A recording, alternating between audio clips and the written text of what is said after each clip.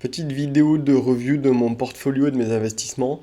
Alors comme je suis aux US, je vais commencer par la tradition américaine en rappelant qu'il n'y a aucun conseil d'investissement dans la vidéo, c'est juste du divertissement. Et je vais vous la faire en anglais aussi au cas où il y aurait un américain qui soit perdu sur la vidéo. Nothing in this video is financial advice, it's just for entertainment. You should ask for a professional if you need for any financial advice. And you should also go watch another video because this one will be in French. Alors on va faire une petite review pour le mois de septembre, ce qui s'est passé pour le mois de septembre pour le portfolio. Donc on est toujours aux alentours de 740 000 dollars. Au niveau du portefeuille, qu'est-ce qui s'est passé? On est à peu près stable. On a perdu en fait à peu près 1% avec le marché qui s'est un peu cassé la gueule. J'ai ajouté en plus dans les 4000 dollars et on a récupéré un dividende de 2000 dollars. Donc on peut avoir un coup d'œil au portfolio. Donc toujours pareil, hein, j'ai trois portefeuilles.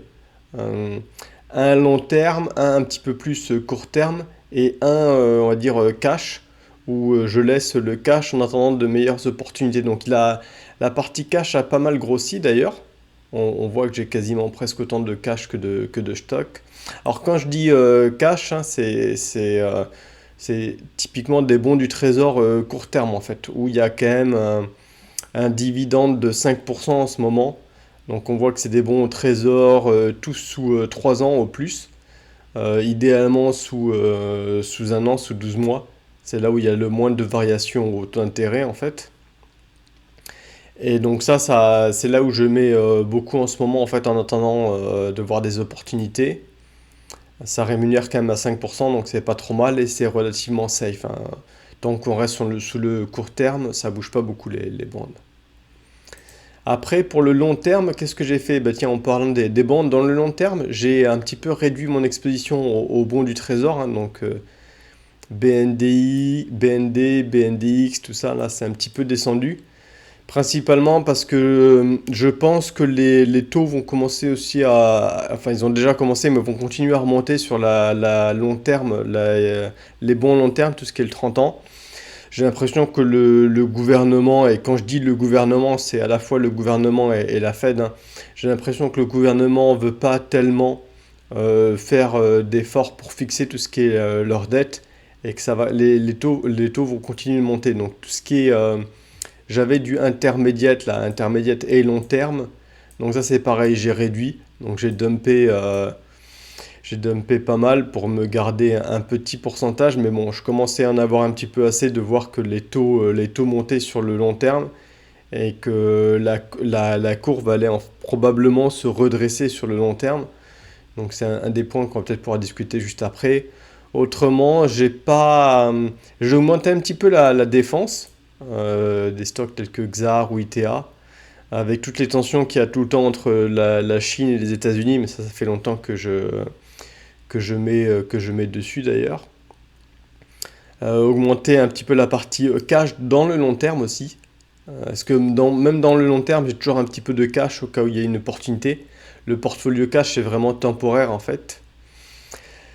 Euh, bah, on va peut-être pouvoir parler typiquement oui, de la guerre, hein. Donc ça, c'est un des thèmes dans lequel j'investis depuis peut-être 4 5 ans, avec les tensions qu'il y a régulièrement en fait entre les BRICS qui prennent de plus en plus de pouvoir et on va dire les US/slash Europe. Donc j'ai augmenté un petit peu mes positions sur ITA, XAR, qui sont deux ETF sur la défense US.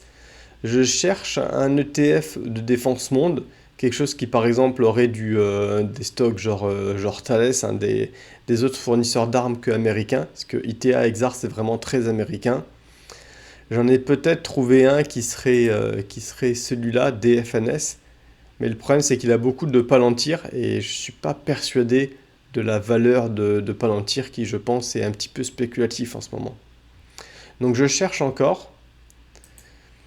Bah d'ailleurs, on voit les performances aujourd'hui là, avec le conflit en Israël. C'est justement les stocks qui ont bien à gagner. Alors IXC, c'est les producteurs d'énergie, donc principalement de pétrole. Et GDX, c'est les mineurs d'or, hein, donc qui sont des valeurs. Toujours s'il y a des tensions dans le monde, c'est les valeurs qui gagneront. Ensuite, je voulais parler un petit peu des bonds parce que j'ai vendu, donc comme je disais, un petit peu, on va dire, les longs termes, au-dessus de 10 ans compris. Parce qu'en fait, j'ai trouvé une petite vidéo sympa là qui montre l'évolution, si ça veut bien marcher, voilà, l'évolution de la courbe des taux aux États-Unis. Donc on voit là une courbe à peu près normale avec les taux courts plus bas que les taux longs. Et on va voir la Fed qui monte les taux. Donc la Fed ne contrôle que les taux courts. Donc on va voir les taux courts qui montent et qui deviennent plus importants que les taux longs. Hop, on peut l'arrêter à ce qui est le plus récent. Voilà.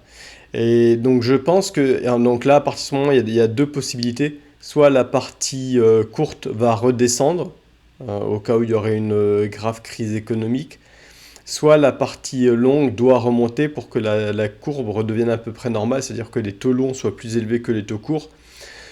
Je pensais que les taux courts allaient redescendre, donc il n'y avait pas tellement besoin et que les taux longs allaient pas trop continuer à bouger. Maintenant, j'ai l'impression avec tout le stimulus, surtout les stimulus fiscaux, que les taux longs risquent de continuer à monter et donc la valeur des bons long terme va continuer de descendre. Et du coup, j'ai réduit un petit peu mon exposition long terme pour être plus safe en restant plus sur le côté court terme. Les bons court terme sont moins volatiles aux fluctuations des taux, parce qu'en fait, on les garde moins longtemps, donc si on fait une erreur, elle se rectifie plus vite. Donc voilà un petit peu pour le portefeuille pour le mois de septembre. Donc là, je vois pas réellement d'opportunité. Je vais continuer à rester, on va dire, sur des outils tels que les bons court terme, hein. Parce que 5%, c'est quand même mieux que la plupart des dividendes que donne le marché. Toujours quand même acheter un petit peu d'index marché diversifié. Mais bon. Et peut-être continuer à se placer, si je trouve un ETF de défense mondiale, ça j'aimerais bien pour amener tout ce qui est la défense plus près peut-être de 1,5%, peut-être 2% de mon portfolio. Voilà.